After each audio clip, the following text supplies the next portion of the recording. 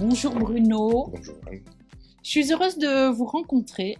Alors, on va être très très clair dès le début. Je suis déjà venue plusieurs fois. Je me souviens. Voilà, parce que j'aime ce que vous faites et que quand j'aime, je passe, je regarde. J'ai mon œil qui s'est fait à quelques bijoux que vous faites. Et en même temps, j'ai ma curiosité. Les bijoux souvent racontent une belle histoire, racontent quelque chose que je peux comprendre. Et chez vous, j'ai besoin d'en savoir plus. Ouais. Parce que vous avez un environnement à vous qui est extrêmement fort, extrêmement puissant dans les bijoux. Et j'aimerais que vous me racontiez d'abord votre parcours, comment vous avez rencontré la joaillerie, vous êtes tombé dedans, petit, pas du tout, et ce qui s'est passé et comment vous êtes venu à faire ces bijoux-là. Alors, c'est une longue histoire et ça a commencé. J'ai eu la chance de savoir très tôt quel métier je voulais faire. En l'occurrence, pas bijoutier, joaillier, mais C'est bien ça. designer. J'ai rencontré le design dans les rues du Vieux-Lille. J'avais 12 ans à l'époque. J'étais en vacances chez un ami. Moi, je venais d'une petite ville, Laval, en Mayenne. Et il se trouve que c'était un copain, on habitait le même HLM à Laval, et puis ses parents ont déménagé à Lille. Il était racketté, et du coup, comme on n'avait pas les mêmes zones de vacances, ses parents demandaient à ce que je vienne quand il avait école pour que je vienne le chercher à l'école et tout. Et donc en l'attendant l'après-midi, je sillonnais les rues du Vieux-Lille, hein, et à l'époque en tout cas il y avait beaucoup de magasins de mobilier design, hein, et je suis tombé mais vraiment en sidération devant ces choses, devant ces objets, devant ces meubles, hein. Et je me rappelle être rentré chez les parents de David, mon copain d'enfance, en demandant à Roger, son papa, mais c'est quoi le design? Et, euh, et donc il il m'a fait une très longue réponse comme il savait Oui, c'est faire, presque hein, un livre des fois. avec Aussi. lequel que je comprenais pas toujours, mais il a fini par cette phrase qui m'a toujours suivi depuis. Il m'a dit le design, c'est faire en sorte que le tout soit supérieur à la somme de ses parties. Waouh, alors ça, je savais pas ça. Et alors, c'est une phrase qui définit une philosophie qu'on appelle le holisme, hein, pas nécessairement le design, mais je trouve que c'est très bien trouvé de l'avoir associé au design. Et bref, j'ai très vite compris à l'époque, enfin, je me suis très vite passionné pour la chose, sachant qu'il fallait quand même, je savais qu'il fallait que je sois undercover parce que je savais qu'au niveau de mes parents et de ma famille, ça allait pas passer du tout. Ah ouais. Donc jusqu'au bac, j'ai fait un bac E. Alors un bac E, c'est un peu compliqué, puisque c'était à l'époque le seul bac d'enseignement général enseigné en lycée technique. Donc c'était un bac scientifique, plus ce qu'on appellerait aujourd'hui technologie, ingénieur, enfin ce genre de choses. Et donc à la fin de mon lycée, que j'ai eu difficilement, je me suis orienté vers le design industriel. Et j'ai fait 4 ans, j'ai eu mon diplôme, major de promotion, Oui, voilà. tout de suite, ça excelle quand même. Alors, autant j'ai eu beaucoup de mal à arriver jusqu'au bac. Une fois que le bac était derrière moi, déjà c'était C'était un la bonheur de voie. travailler, et ça n'a plus été un problème. Donc voilà, moi à la base, et je pense que ça se ressent beaucoup dans ce que je fais, j'ai une démarche de designer. C'est exactement ce que j'allais dire. Et, Et c'est ça et qui voilà. fait l'attrait de votre Et donc après marque. mon diplôme de design, j'ai eu une première année un peu compliquée, parce que jeune diplômé dans un milieu où il y a peu d'emplois, en tout cas à l'époque, mais encore aujourd'hui je pense. Donc j'ai eu une première année un peu compliquée où j'ai fait pas mal de CDD, de choses comme ça. Ensuite je suis arrivé sur Paris où j'étais embauché en CDI dans une agence un peu particulière, et c'est une autre spécificité de mon profil, c'était que à la base c'était pas une agence de design, mais une agence de maquette et de prototypage qui avait intégré le design. Et du coup, je me suis retrouvé d'une part à partager mon temps à développer des projets design pour les clients qu'on avait, mais aussi parce que je faisais beaucoup de conception, parce qu'un profil un peu technique quand même. Et donc, je m'occupais aussi de la préparation et la conception des prototypes. Et du coup, ça me permettait de voir on faisait appel à beaucoup de corps de métier, parce que quand on fait du prototypage, c'est difficile d'avoir tous les outils et dans toutes les matières possibles. Et donc, je parlais avec énormément de corps de métier différents. Ça m'a permis d'intégrer énormément de savoir-faire différents et d'intégrer toutes les contraintes de ces métiers-là. Et ça Voilà. donne une grande... enfin, ça donne un 360 degrés qui est extrêmement important dans des... C'est une grande richesse. Ouais, c'est Ouais, ça. je considère que c'est une grande richesse, tout à fait. Après, moi, donc je suis resté 4 ans dans cette agence-là. On a gagné l'étoile du design, enfin une des étoiles du design dans notre catégorie en 2004 ou 2005 pour un microscope. Et en fait, moi, j'avais déjà pris ma décision à l'époque de tourner le dos à l'industrie.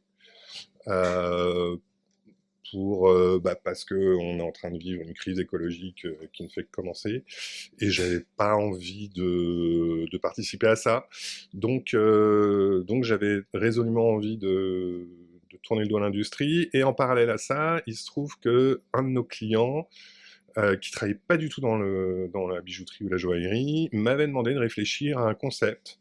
Alors, c'était début des années 2000, Mythique n'était pas encore arrivé sur le marché, et donc son idée, c'était de dire, en fait, il faut faire une bague de célibataire, au sens où j'en porte une, t'en portes une, ça veut dire qu'il y a moyen. Ça, c'est un vieux Pourquoi truc, pas? oui. Alors, sachant que lui, à la base, lui, c'était à l'époque de la première bulle Internet, donc lui, il faisait du t-shirt imprimé et de la personnalisation de coupes sportives, de choses comme ça. Donc, il avait quelques outils, nous, on en avait d'autres. Et donc, je lui dis, écoute, je vais réfléchir à ta problématique. Donc, j'ai fait ce qu'on appelle en design une phase 1 d'analyse. Et je suis revenu le voir et je lui dis, écoute, ton truc, j'y crois pas du tout. Pourquoi? En fait, ça existe déjà. Mais personne n'est au courant. Donc, ça ne peut pas marcher. Ou alors, tu le lances à ton nom, et tu investis beaucoup, beaucoup, beaucoup, mais alors beaucoup d'argent en communication pour que tout le monde soit au courant, pour que c'est une chance de fonctionner. Donc je lui dis, j'y crois pas à ton truc. Mais par contre, moi, en regardant, du coup, j'ai commencé à regarder un peu ce qui se faisait en bijouterie, mais aussi au niveau des usages. Ça, c'est un truc en design, c'est très très important, les usages. Et donc j'ai regardé, et en fait je me suis rendu compte qu'à l'époque, en tout cas, le contexte a un petit peu changé, mais à l'époque, offrir un bijou à une femme, en particulier une bague à une femme, c'était nécessairement pris comme une sorte d'engagement, on va se marier, c'est pour la vie, voilà. Et je trouvais ça un peu regrettable parce que du coup, on n'achetait pas de bague, on n'offrait pas de bague, puisque nécessairement c'était vu comme une bague de fiançailles. Et donc je lui dis, moi je pense qu'il y a une place, un créneau où on peut offrir une bague, mais on y met le sens qu'on veut, en fait. C'est pas nécessairement un engagement pour la vie, voilà. Bon, lui, ça l'intéresse pas, il était parti sur son idée un peu fixe et tout, qu'il n'a jamais développé d'ailleurs, mais bref. Et du coup, moi, en parallèle, comme j'avais des projets pas très mainstream à l'époque dans cette agence, des projets intéressants, dont ce fameux microscope, mais je m'ennuyais un peu, et du coup, j'ai commencé à dessiner des bijoux. Et j'ai entre autres dessiné un bracelet pour la femme avec qui je vivais à l'époque, et alors qui n'a rien à voir avec les Ce bijoux que à vous message, avez là voilà. actuellement. Mais voilà, je lui ai dessiné un bracelet, et comme à l'époque j'étais pas bijoutier, que je n'avais ni les compétences ni les moyens pour le faire fabriquer, je lui ai juste montré les dessins. Et en fait, alors que l'objet n'existait pas, ça l'a incroyablement touché. Et en fait, qu'est-ce qui l'avait touché? C'est que je l'avais fait pour elle. Même si l'objet n'existait pas, ce qui comptait pour elle, c'était l'intention. L'intention. Voilà. D'accord. Et du coup, j'en suis arrivé. Alors, en design, on parle beaucoup de reformuler une question. C'est un peu la pierre angulaire d'une phase d'analyse. Et donc, j'ai reformulé la question de base, et je me suis dit, mais en fait, la problématique, c'est ça. Il faudrait donner la possibilité à tout à chacun de pouvoir créer une bague ou un bijou sans avoir aucune connaissance en technique, en dessin, quoi que ce soit. Et c'est primordial, quand la personne reçoit ce cadeau, elle a conscience, justement, que c'est la personne qui lui offre qui est à l'origine de ce bijou, qui est vraiment l'essence du bijou. Et une fois reformulé comme ça, j'en suis très très vite arrivé au langage, aux mots, parce que ça, c'est quelque chose, à quelques exceptions près, qu'on maîtrise tous. Et donc, très vite, s'est imposée cette idée, donc la gamme, au début, c'était que des bagues, mais on fait un peu de tout maintenant, de bijoux faits avec les mots des gens, mais pas gravés, parce qu'une bague gravée, elle existe avant d'être gravée. Là, c'est vraiment les lettres qui sont à la fois le sens, la structure et l'esthétique de la pièce.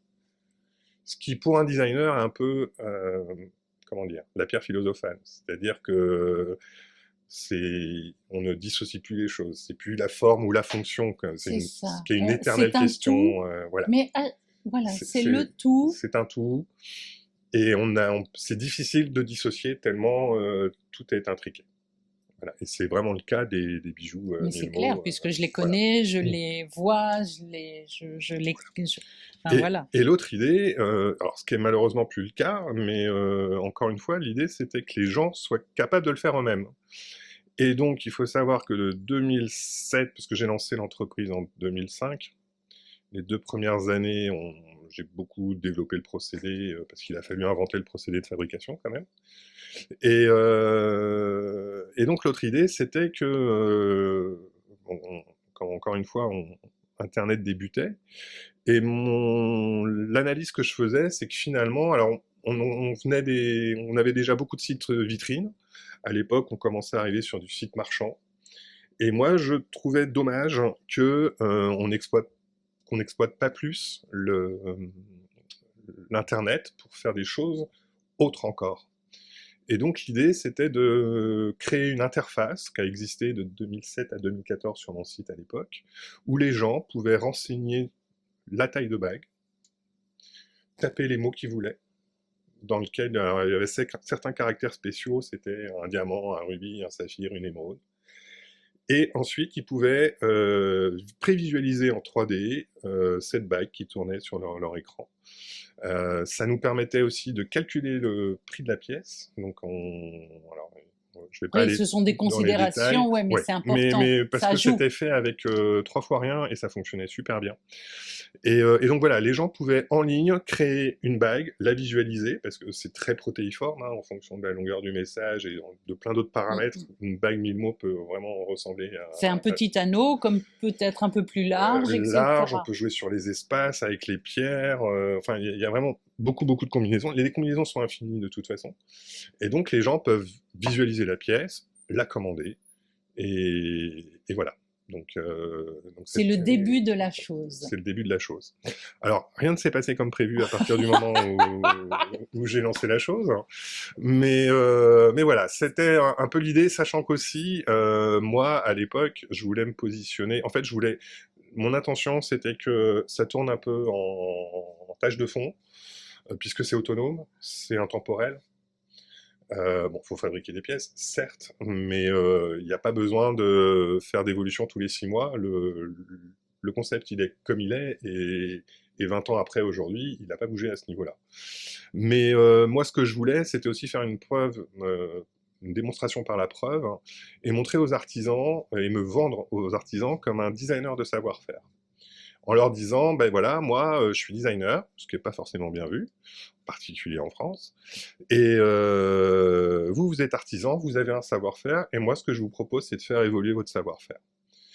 Et donc, connaissant la France, je savais bien que si j'avais juste ces mots-là pour le dire, on n'allait pas me croire. Donc je me suis dit, bah, c'est quand même une belle démonstration. Regardez ces pièces faites de mots là.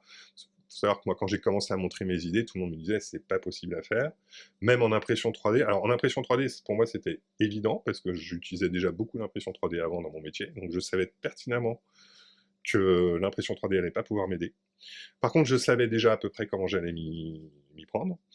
Mais tout ça pour dire que là, j'ai un trou. Vous êtes arrivé avec votre prototype de bague avec les lettres. Donc la démonstration par l'exemple, c'était de dire, ben voilà, ce projet qui est réputé impossible, moi j'y suis arrivé, donc peut-être que on peut me faire confiance et que je peux finalement me saisir d'un savoir-faire et de le faire évoluer, et voilà. Bon. C'est là où les autres rentrent en collaboration, plus ou moins, Alors ou pour pas le du coup, ils tout. sont pas du tout rentrés en Pas du tout. collaboration, parce que l'artisanat est les gens ont un savoir-faire, ils veulent pas le partager, beaucoup pensent qu'il faut pas que ça bouge, faut pas que ça change. Oui. Et peut-être, hein, voilà. Après, est-ce qu'on peut dire que quand même vous ameniez une telle innovation que, encore à ce jour, je pense que ça peut poser des problèmes dans la fabrication pour le joaillier de base. Alors aujourd'hui, j'ai encore... alors le regard des bijoutiers joailliers sur mon travail, alors il diffère, hein, d'une personne à l'autre, évidemment. Le plus surprenant, à mon sens, c'est des gens bijoutiers qui utilisent l'impression 3D et qui sont convaincus que ce qu'on fait, nous, ici, avec les bagues Milmo, hein, parce qu'on utilise aussi l'impression 3D, mais pour d'autres pièces, mais pour les bijoux Milmo, ils sont convaincus que c'est fait avec l'outil qu'eux-mêmes utilisent tous les jours, sans comprendre les limites de leur propre outil. Ça, c'est quelque chose qui vous interpelle, ouais. Qui m'interpelle beaucoup.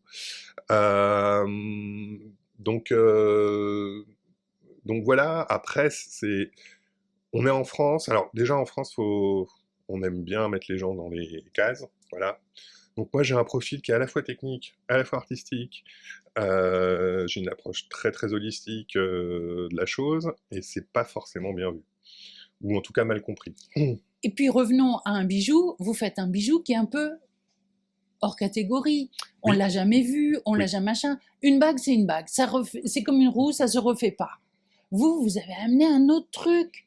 Ah là là, dans ce milieu-là, je suis sûre que... plusieurs choses, parce qu'en plus, cette technique, aujourd'hui, elle nous permet de faire d'autres pièces qui n'ont rien à voir, et qui seraient impossibles à faire avec les techniques habituelles, l'impression 3D, les techniques traditionnelles, enfin voilà. Moi, j'ai du mal à faire quelque chose... Enfin, après, ça c'est personnel, j'ai besoin de faire évoluer les choses, enfin... Ouais, votre cerveau a besoin de se grandir dans la création. Voilà. Et puis, vous avez ce côté et design, et créateur.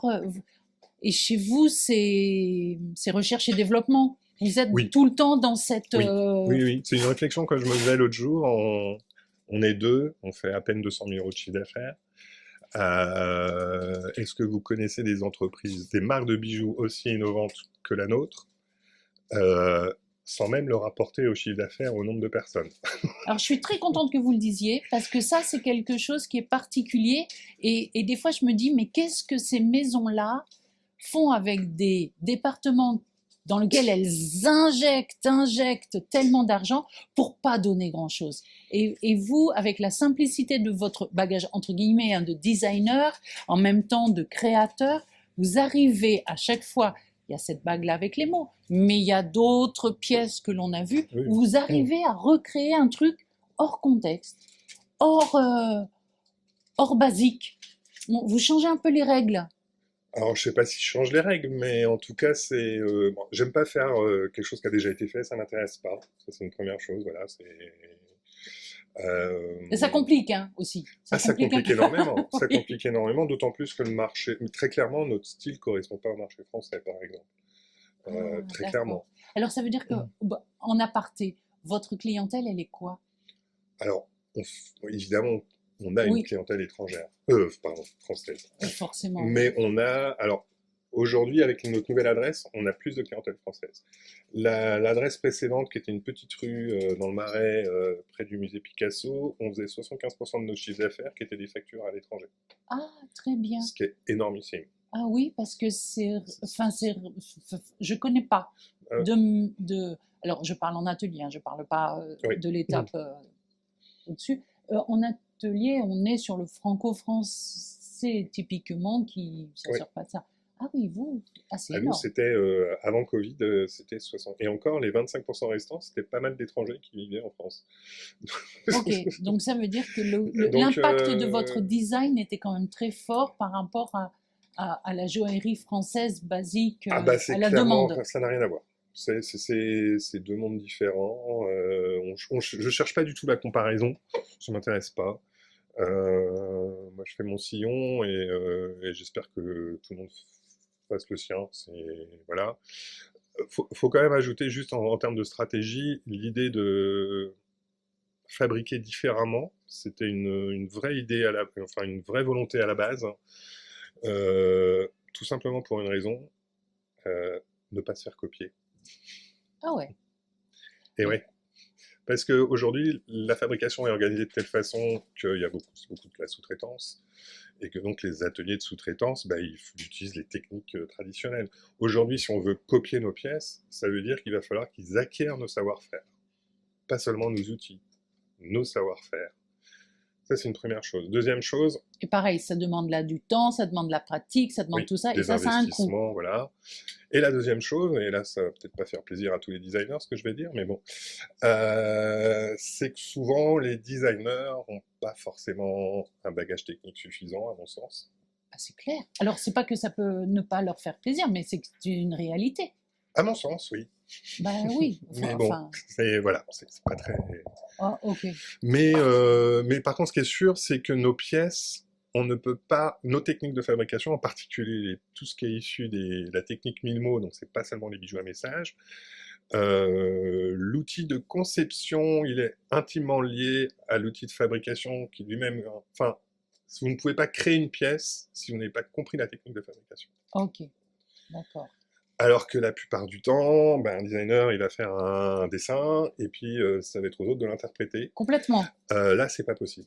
Là, c'est pas possible. Donc ça veut dire que le designer, il faut que...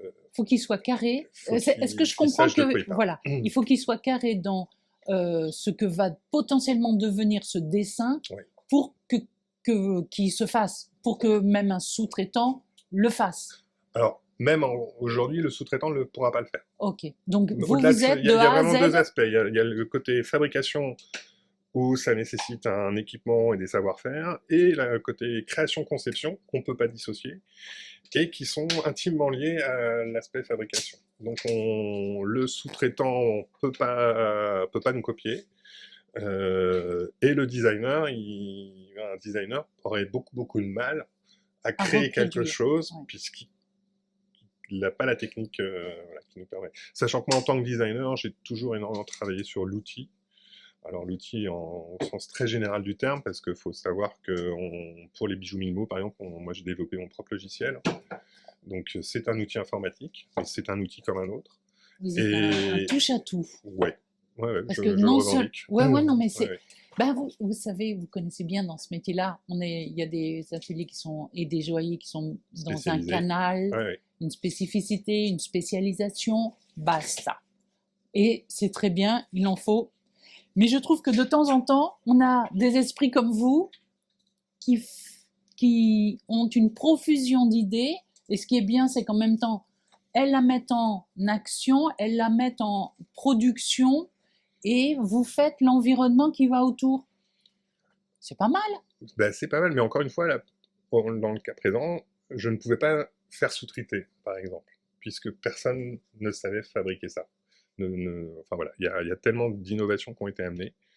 Après, nos pièces, elles ne se résument pas non plus uniquement à cette technique-là, parce que j'en ai inventé d'autres. Mais ça, c'est la spécificité. Excusez-moi, je vous coupe. Oui, je vous en prie. La spécificité, c'est quand je regarde votre collection, c'est que j'ai l'impression qu'il y a toujours une nouvelle création qui arrive, en même temps une création et un petit twist ou technique ou dans le design. Par exemple, j'aime bien les chaînes qui sont cette particularité. Alors, j'ose pas dire chaîne, mais je sais pas comment dire. C'est de la chaîne. C'est de la chaîne, mais c'est une maille nouvelle. Voilà, c'est une maille nouvelle. On est bien d'accord. Oui, tout à fait. Bon, ça ne se voit pas non plus. Alors, typiquement sur cette chaîne-là, et là je reviens à ce que je disais tout à l'heure sur mon travail de designer par rapport à l'outil. Donc là, typiquement, et ça fait quelques années qu'on travaille beaucoup sur des emmaillements. Et là, l'idée, c'est de travailler... Donc, encore une fois, l'outil, c'est quoi? C'est l'impression 3D. Mais qu'est-ce que peut faire l'impression 3D que ne peut pas faire les autres techniques? C'est ça l'idée, moi. Quand je m'approprie un outil, c'est pour lui faire un truc qu'il est le seul à pouvoir faire. Et donc, ces pièces-là, il faut savoir que c'est coulé en une seule pièce. C'est ça. Et c'est là où moi, voilà. Je suis un peu... Je sais ce que c'est que les outils dans un atelier. Et là, je suis un peu perdue parce que je me dis, mais comment c'est possible? Bah, comment c'est possible? Il faut imaginer, il faut développer. C'est beaucoup de Oui, c'est boulot, hein, ça, c'est ça. beaucoup de Oui, oui. Et travail, puis beaucoup de prototypage. et dans votre esprit, ça prend un truc de dingue. Ah oui, moi je suis un peu, ouais, je vis pour ça, mais En plus, il y a une très belle sensation quand on les tient. Il y ouais. a un très Alors bah, agréable, toutes nos pièces emmaillées, je crois que la réflexion qui revient souvent, c'est l'aspect vivant de la pièce.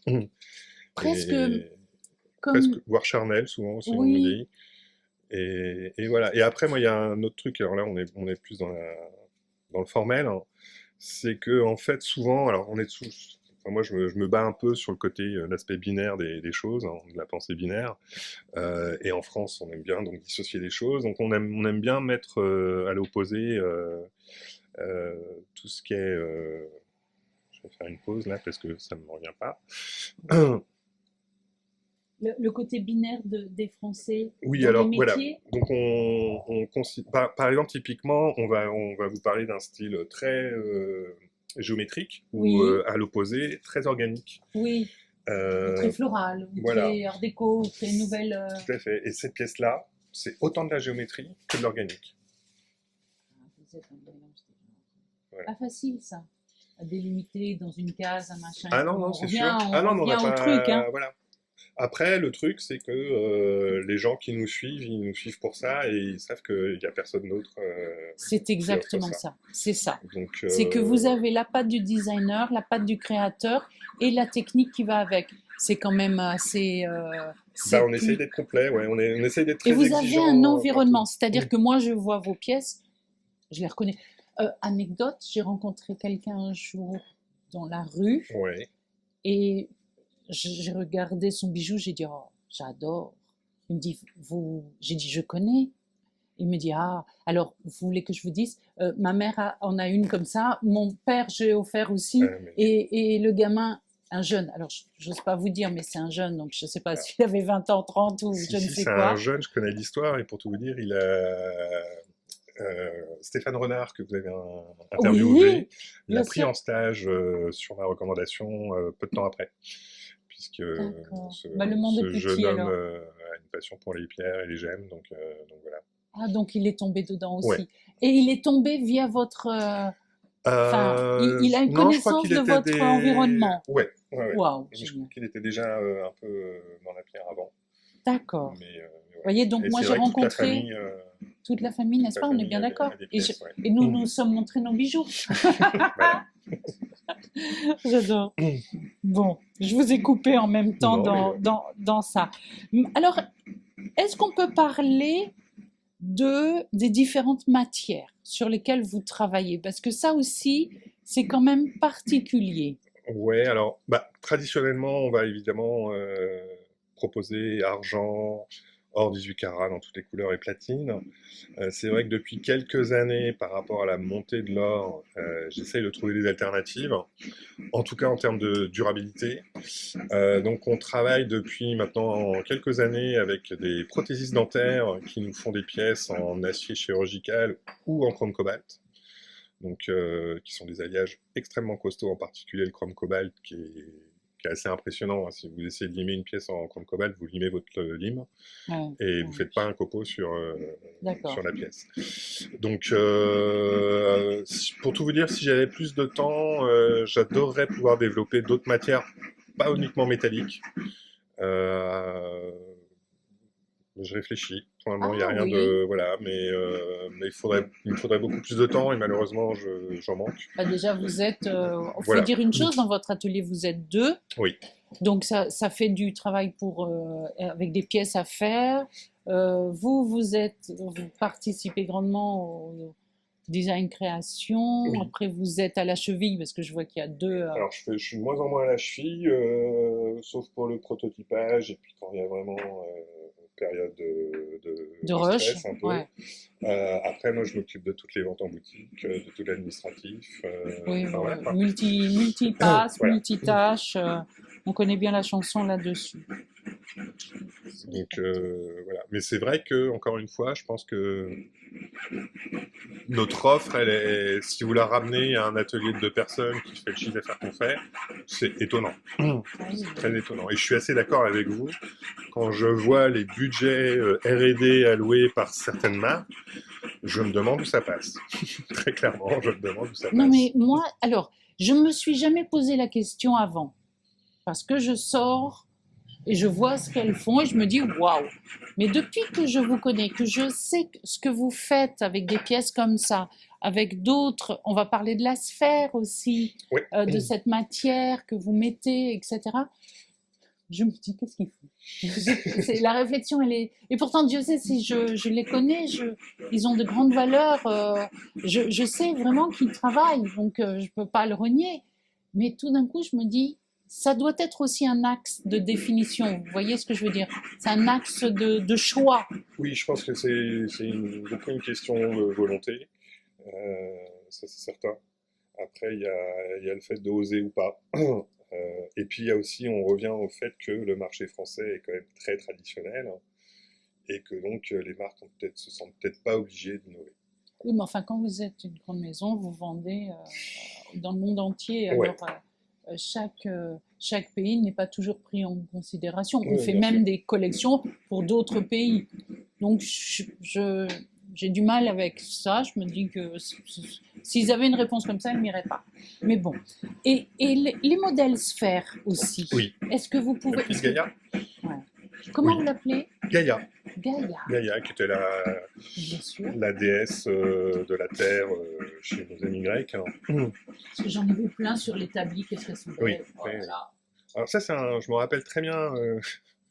C'est peut-être le bijou que j'ai le plus vite conçu. Je me rappelle, j'avais à l'époque, c'était dans mon ancienne boutique, il y avait la personne qui travaillait avec moi à l'époque, plus une stagiaire, et je me suis mis à mon établi, à mon écran, et je leur ai dit, bah voilà, je vais vous montrer un truc. J'ai téléchargé un modèle 3D de la planète Terre sur Internet. J'ai tout éclaté, j'ai enlevé tous les continents, j'ai mis de l'épaisseur et ça y est, on avait un bijou. Et pour le coup, alors après, il y a eu de la mise au point. Mais Bon. j'en doute pas. Mais j'adore la facilité avec laquelle vous le racontez. Et des fois, je me dis qu'il y a des idées comme ça, elles sont fulgurantes. Ouais, ça fonctionne pas mal comme ça, ouais. Ouais, beaucoup. Après, même s'il y a des idées, enfin, même si la plupart des idées viennent d'un coup, d'une fulgurance comme ça, derrière, il y a énormément de développement. D'accord. Le développement, il vient de quoi? De la matière à l'intérieur? Le fait que vous... Ça dépend. Alors, en l'occurrence, sur cette pièce, il n'y a pas eu grand-chose, hein, mais il y a la pièce, la bague à tracteur étrange, qui est une pièce assez étrange, qui vient se poser sur le doigt d'à côté, voilà. C'est tout en courbe, il n'y a pas un plan de référence, et il m'a fallu 11 prototypes pour arriver à la bonne ergonomie. Celle qui est une sorte d'enroulé. Moi, j'appelle Ouais. ça un ruban, une sorte de Voilà. ruban. Bah, c'est une surface mathématique.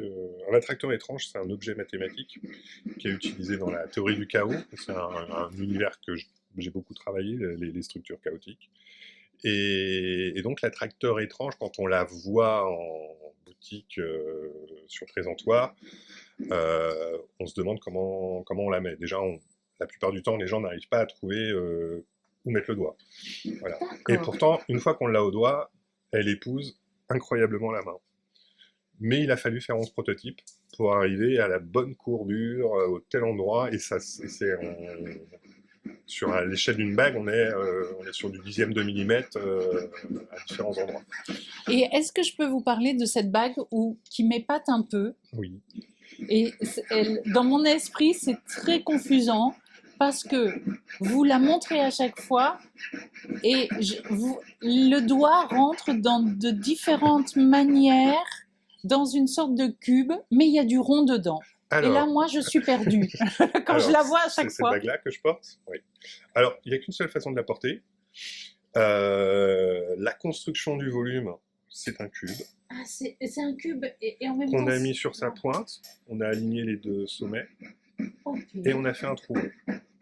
D'accord. C'est tout. Ok.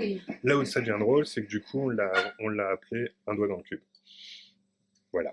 C'est parce génial. qu'on aime bien le côté révérencieux ici. Donc, et puis, littéralement, c'est Eh ben, un doigt dans un cube. c'est ça. Et en Voilà. plus, elle a un porté Ben, très atypique et très... et en même temps, même chose. Alors, il y a des positions où elle va gêner parce que ça va rentrer Oui, en parce qu'elle a contact des à la angles qui sont palme très... des Ouais. doigts. Mais là, à l'inverse, vous avez d'autres positions où, au contraire, ça va encadrer complètement la palme du doigt. Et sachant qu'en plus, ça tombe bien parce que les positions un peu désagréables, moi je trouve, c'est les plus moches sur le doigt. Ça donne quelque chose de symétrique Ouais, comme ok. ça. Alors que quand on se met comme Quand elle ça, se... on est asymétrique, ça rend mieux et l'ergonomie est bien plus agréable. D'accord. Oui, celle-là, elle Voilà. met pas dans le porté. Dans le porté, et puis c'est un. Alors déjà, faire un cube léger, d'un point de vue plastique, c'est pas gagné Non, à la base. non, bah non, c'est même antinomique. Hein. Ouais, tout à fait. Et alors moi, au début, je l'ai fait parce que ça me faisait beaucoup rire. Le doigt dans le cube, ça m'a beaucoup fait rire. Ça continue de nous faire Mais vous rire avez ce tous. côté-là un peu qui est très design, nana, mais un peu hors... Oui, on n'aime pas trop se prendre. pas Je sais pas si hors vous avez vu, caste, on a mais... une affiche là-bas du Festival international du design chiant. Je connaissais pas. Et voilà. Mais il n'existe pas, hein, c'est une Oh, blague. je réponds en plus. Voilà. Donc, ouais, peut-être que les designers. Enfin, moi, je travaille beaucoup. Enfin, je suis designer, mais Oui. incarné, je dirais. Mais j'aime pas trop me prendre au sérieux non plus, quoi. Enfin, ça, je fais des bijoux. Enfin, faut pas... Attention, hein, c'est très sérieux. Oui, non, mais, ok. C'est, voilà. Mais enfin, vous voyez ce que je veux dire. Oui, je comprends. De la même On façon sauve pas des que mondes, on sauve pas la terre. l'appellation créateur, je cours Ouais. pas derrière. Moi, si on me demande, je suis designer. Ça me convient parfaitement. Oui, et puis moi, je ne saurais pas vous présenter autrement que particulièrement impliqué dans le design. Ouais. Vous, chez vous, c'est un ADN, c'est une molécule, c'est un atome qui fait partie de vous. Ouais, tout à fait. Attention, il n'y a pas... Ouais, mais d'ailleurs, et c'est souvent ce que je dis, parce que du coup, on me demande, mais c'est quoi la différence entre un créateur et un designer? Alors, je suis pas sûr de ma définition, mais j'aurais tendance à dire que, par exemple, un client, il va voir un créateur parce qu'il veut son univers. Enfin, il veut, voilà. Moi, en tant que designer, ce qui m'intéresse, c'est l'univers du client. Alors, c'est pas que j'ai pas ma patte, hein, je crois que... c'est clairement, on peut dire, voilà, voilà. Ouais, ça c'est ça. Mais en même temps, et d'ailleurs, c'est marrant parce qu'il y a quelques semaines, il y a une dame qui est rentrée dans la boutique, là, et je vais dans le hall pour lui dire bonjour. Et elle se retourne et me fait, mais c'est que du même créateur? Et je lui dis, mais non. Enfin, oui, pourquoi enfin, non, je lui réponds pas, mais je lui dis, pourquoi? Qu'est-ce qui...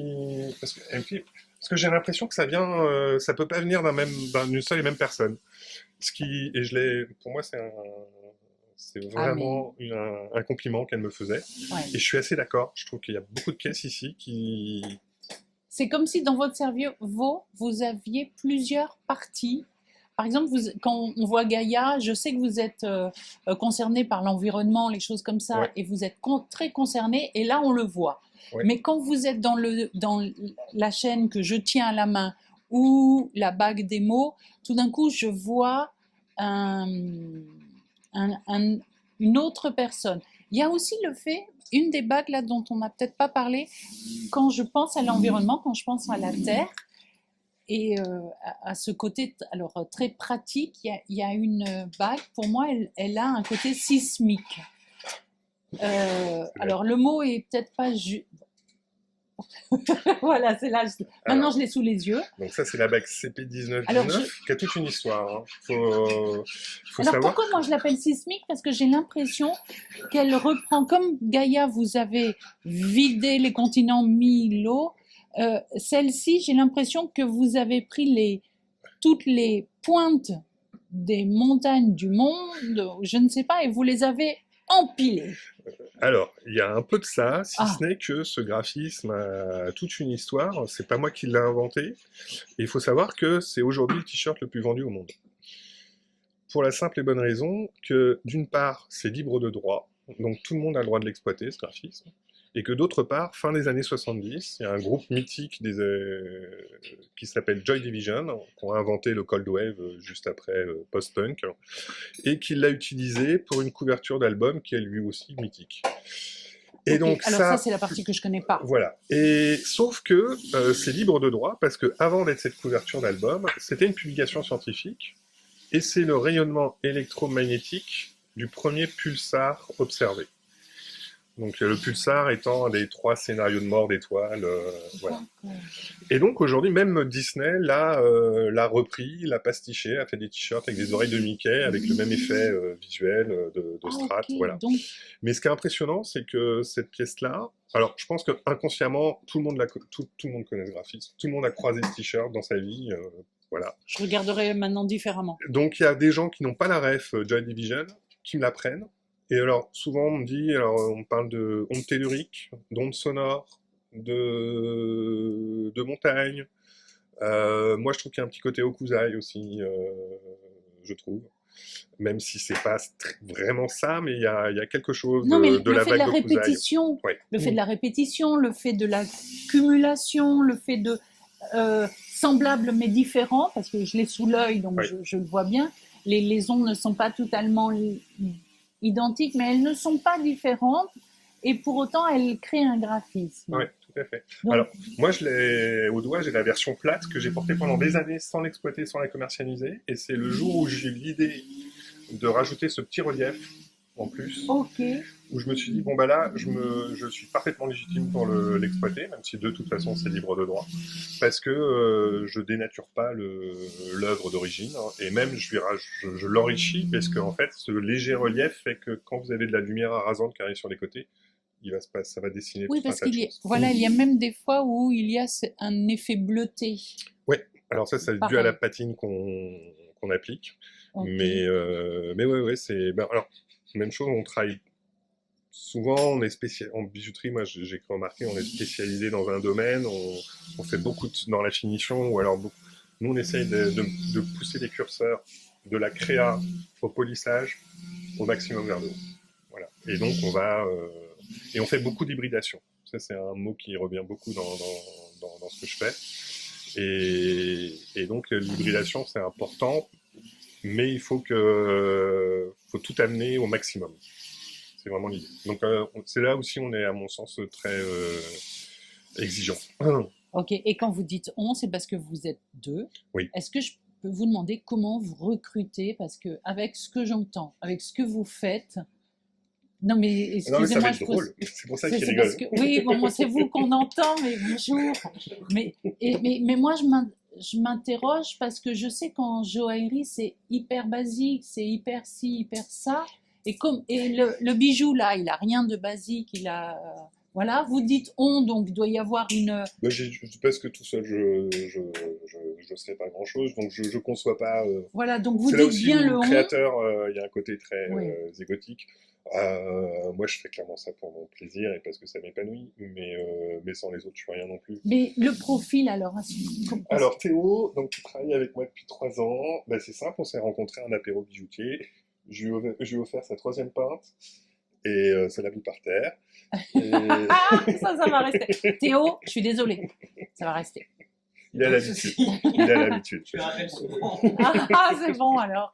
Donc, et donc voilà, je me suis retrouvé. J'étais allé à cet apéro bijoutier organisé par Max Maslow et le groupe bijoutier sur Facebook.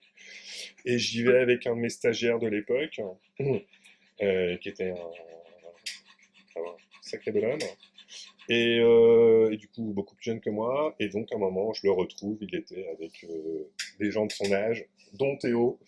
Et voilà, et du coup, je me suis lié à la conversation, j'ai discuté avec eux, et j'ai plutôt apprécié le discours que Théo avait sur le métier, sachant qu'à l'époque, il était dans un atelier de sous-traitance pour la haute joaillerie. Et voilà, et qu'à l'époque, je cherchais à embaucher une 3e personne. Bon, finalement, c'était un remplacement. Mais voilà, enfin, pour le coup, ça a vraiment été... on s'appelle Beautiful Accident. Oh oui, c'est vrai, faut le dire. Je l'ai pas Oui, dit. je pense J'ai manqué à que... tous mes devoirs. Non, mais Beautiful Accident. moi-même, j'aurais dû en parler. Et c'est un nom incroyable. J'aime bien.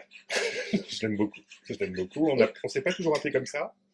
Mais il se trouve qu'au début, j'étais associé avec quelqu'un qui avait du mal à...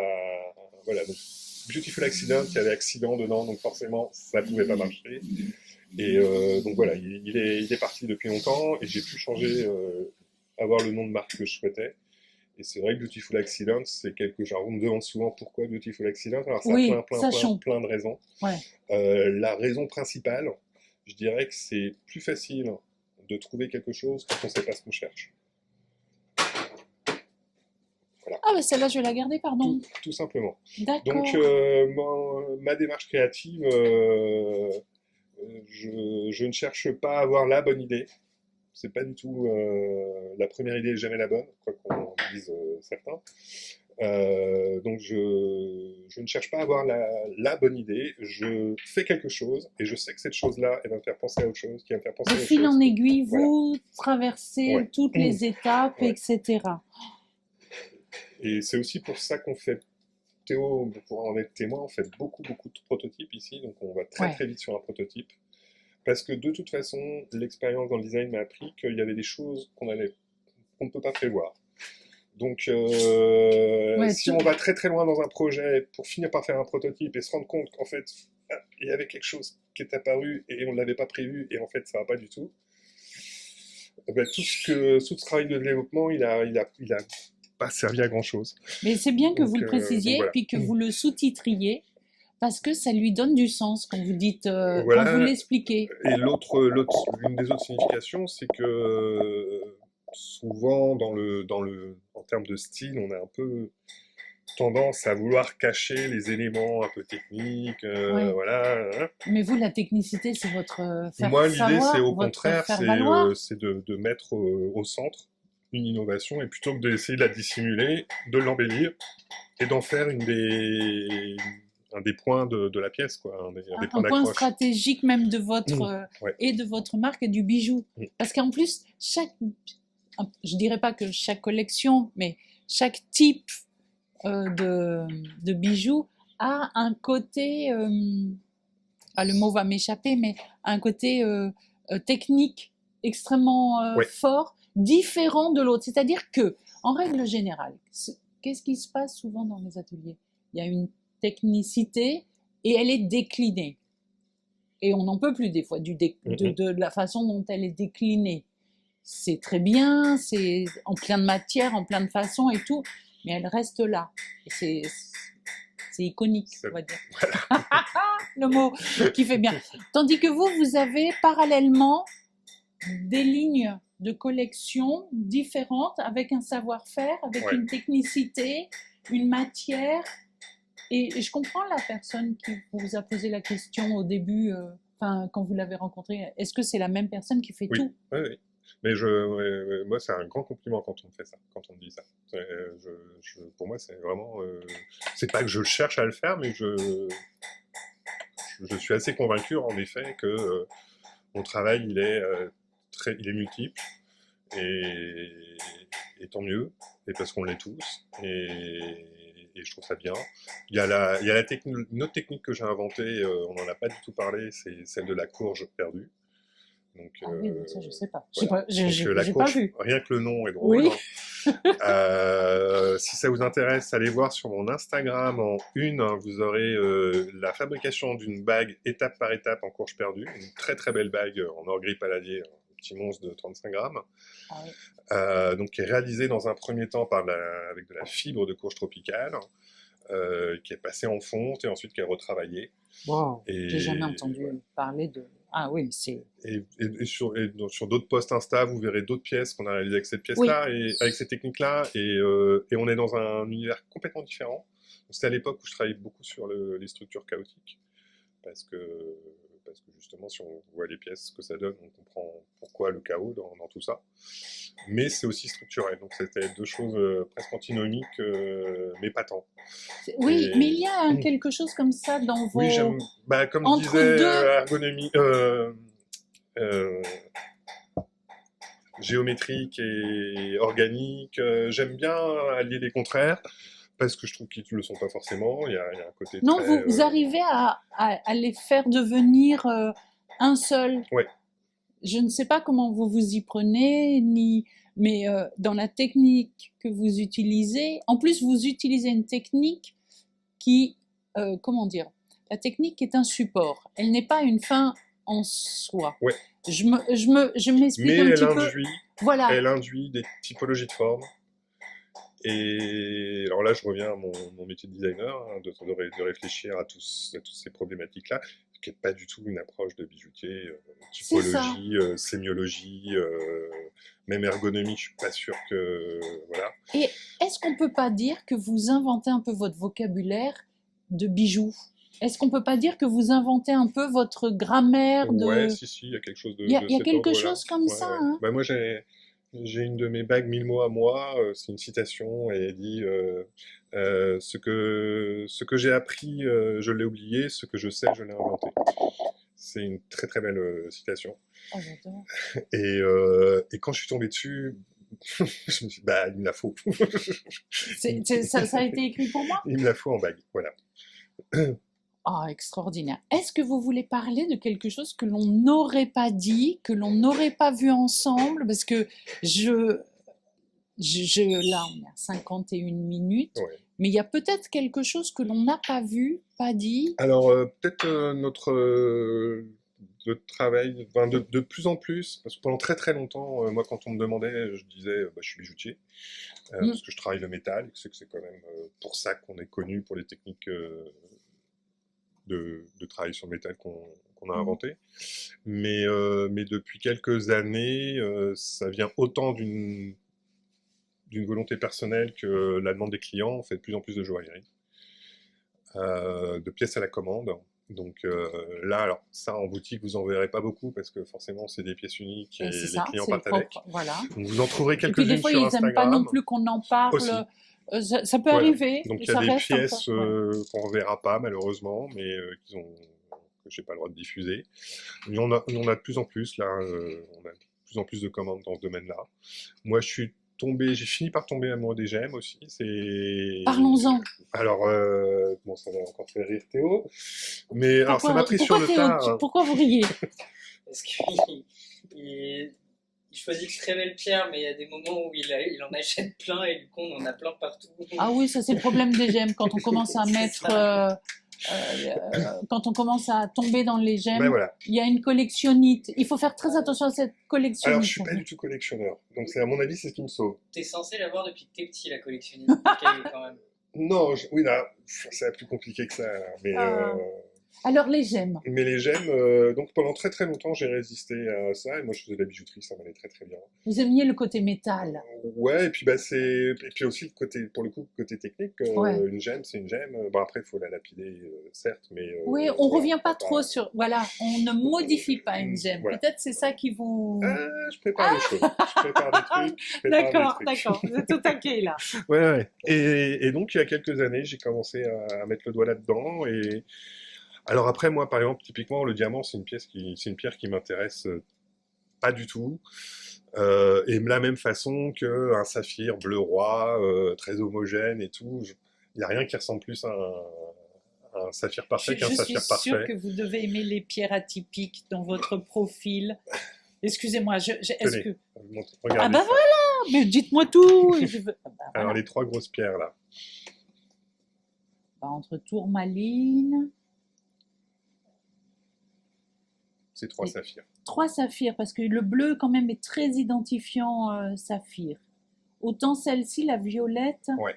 elle m'interpelle dans sa couleur, parce qu'elle a un pourpre très fort, très puissant, avec cette onde de rose qui est juste en lame.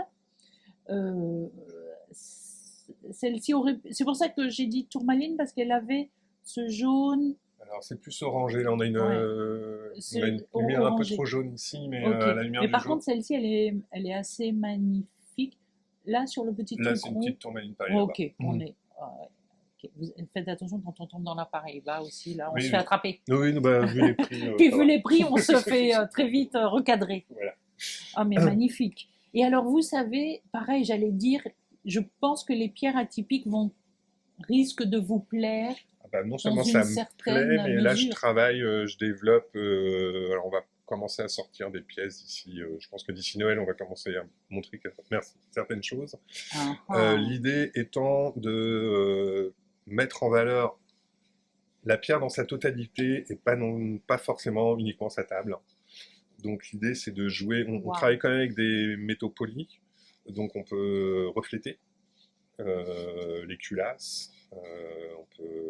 Le jeu de lumière. Voilà, il y a des caustiques, donc c'est un phénomène optique qui est intéressant à Ça, c'est exploiter. votre côté toujours. Alors là, un peu- mon côté un peu physique, mais après c'est de Ouais. l'optique très simple, hein, ça se calcule pas, ça se trace. D'accord. Voilà, Ah, c'est je vais être curieuse d'attendre le résultat. et donc je travaille sur des pendentifs et des bagues. Et encore une fois, là, je travaille sur un principe et après qui peut se décliner de plein de façons Décliné. différentes. Ouais. Ce qui est souvent le cas de mes techniques de fabrication où voilà, Complètement. je développe un principe et après on peut jouer avec, voire encore une fois les hybrider.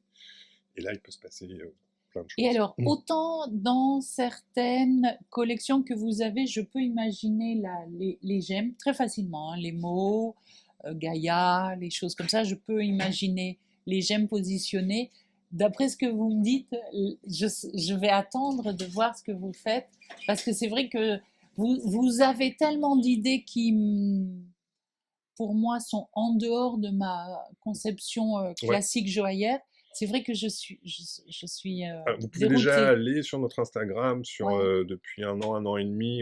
Je vois les pierres, mais Ben, il y a quand même il y a 2-3 bagues qu'on a fait avec des certis qui ne sont pas des certis, par exemple, où en ok, fait on a scanné en 3D, on a scanné en 3D la pierre, on ouais, a fait le modèle 3D de du la bague, bijou, du bijou, et en fait la pierre est sans emboîtée, castre, sans sans boîte, castre, ouais, euh, dans la partie métallique. ça j'imagine. Ouais. Et ça ça permet des portées qui sont très supérieures. Enfin voilà, après, du coup, ça change un peu forcément la structure du bijou et ça rend quelque chose de différent. Ok, Et voilà. Et d'ailleurs, j'avais fait quand même une cliente toulousaine une très belle bague avec une tourmaline noire en cabochon qu'elle m'avait fourni. Euh, et là, elle vient de me commander. Donc là, je vais proposer cette pierre qui est une topaze ukrainienne, donc ok, très très rare, d'accord. avec cette C'est combinaison de pareil, hein, couleurs. combinaison de couleurs, hein, Ouais, on n'est pas sur une pierre, ouais. Alors une couleur, là, c'est une machine. spécifique à la topaze ukrainienne, parce qu'il faut savoir que cette topaze bleue, le bleu de la topaze ukrainienne est naturel, contrairement à toutes les autres Ah, topazes ça, où c'est elles bien. sont irradiées. Elles sont Et toutes, ce elles ont pris un coup de. côté rose miel qui est vraiment aussi spécifique à cette origine. Et D'accord. c'est une pierre qui est très Et très alors, rare, quoi. question, et vous êtes libre de me répondre comme vous le souhaitez.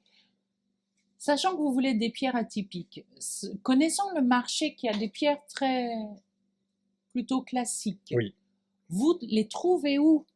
Alors, de plus en plus, alors c'est pas simple, parce que Bah non, d'une c'est part, j'ai pas le bien. temps et que je suis pas un grand voyageur, mais j'essaye de plus en plus de sourcer des brutes. Ok. Ah ouais. Et ensuite, je vais travailler avec des lapidaires locaux, Ok. sachant qu'un de mes gros projets qui m'occupe pas mal depuis un moment, c'est un truc que j'ai depuis l'enfance. Enfin, quand j'étais enfant, j'avais un atlas des gemmes et minéraux. Mhm. Et il y avait une photo qui me passionnait, qui me captivait. Et je vous en montre un exemplaire. Faites-la jouer avec la lumière. Ah oui, bien sûr. Oh, ces formes qui sont géométriques. Et pareil, hein, géométriques. On est quand même sur des. Oh là là, c'est beau. Et donc, quand je vois ça, je me dis, mais pourquoi lapider la pierre? Pourquoi la tailler? Attention! Vous savez, Vendôme, mettez Ouais, vos ouais, ouais. pierres Ouais, comme ouais. ça et Mais quelques-uns. Et tous n'ont pas le succès qu'ils méritent. Parce que vraiment, moi je suis d'accord quand il y a une. C'est presque une pépite en l'état. ouais, En cristal comme ça, c'est une pépite avec ses formes, c'est presque de la. mais là, justement, on va faire une hybridation, typiquement. C'est-à-dire qu'on va garder une partie de ce qui fait que la pierre est ainsi, Et on va en changer une partie, et pas pour juste changer, mais pour en fait anoblir et enrichir encore plus et rendre Et à l'effet l'intérieur, encore il y a plus même une saisissant. forme assez extraordinaire. Ah bah si vous passez la lumière dessus, regardez. Ah ben, c'est ça. Je la vois à travers le néon, mais je soupçonne une forme. On est d'accord? On est d'accord, hein. Voilà. Ça, je voyais bien qu'il y avait un truc. C'est beau, hein. Vous savez, c'est pour ça, quand on tombe dans la gémologie, quand on tombe dans des gemmes incroyables, c'est... Bah, c'est difficile de pas réagir. bah ouais, oui, c'est ça, et de pas tomber en extase devant tout ça. Du coup, Génial. bah voilà, donc en effet, c'est beaucoup de pierres un peu atypiques. J'ai un gros crush sur tout ce qui est saphir polychrome. Ça, c'est vraiment très Pas très beau. facile à trouver non plus, hein. Non, mais je commence à avoir mes petites Oui, bonnes voilà. adresses. Et puis tout ce qui est opale.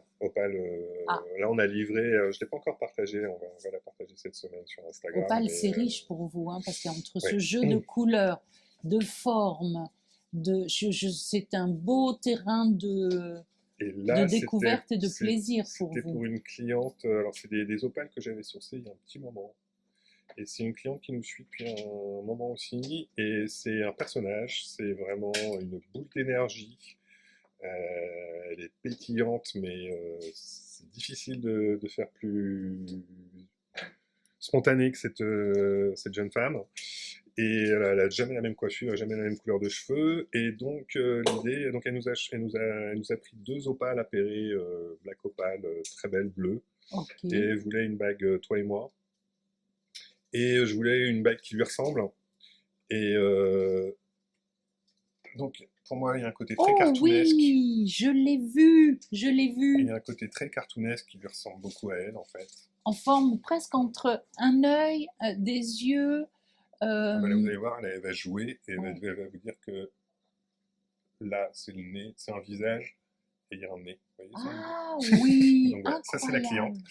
Et donc, alors oui, comme vous pouvez le voir, elle avait Ouais. déjà une bague à nous. Ah oui, non, mais quand on tombe chez vous, je pense que... Oui. Souvent, on prend un abonnement. Et tant mieux. Et Oui, tant c'est mieux. ça. Mais ça, vous savez que ce n'est dû qu'à la diversité de votre... Oui. D'autant Voilà. que, alors on n'en a pas parlé, mais pendant 10 ans, je n'ai quasiment fait que des bijoux à message. Quasiment que ça, ou un peu de courge perdue et quelques autres modèles issus de la même technique. Mais, et là, pendant ces 10 années-là, les gens, je ne les voyais qu'une fois, parce qu'une bague à message, on en a besoin une fois dans sa vie, mais C'est ça. voilà. Et puis on vous dit le Et message et vous faites le voilà. truc et on vient le chercher et hop, Et voilà. Et ça après, c'est les gens, fait. je les revois plus, et aussi parce que j'avais rien d'autre à leur proposer.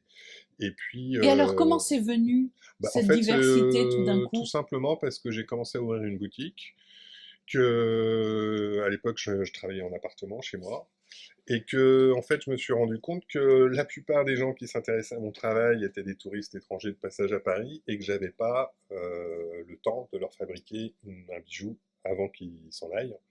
Ah, Et exact. du coup, je me suis dit, si j'intéresse ces gens-là, je vais leur proposer des pièces avec lesquelles ils peuvent partir. Et voilà, donc j'ai commencé à sortir d'autres pièces, non personnalisables ou pas, mais bon. Et c'est comme ça qu'au bout de 10 ans, j'ai commencé à faire autre chose.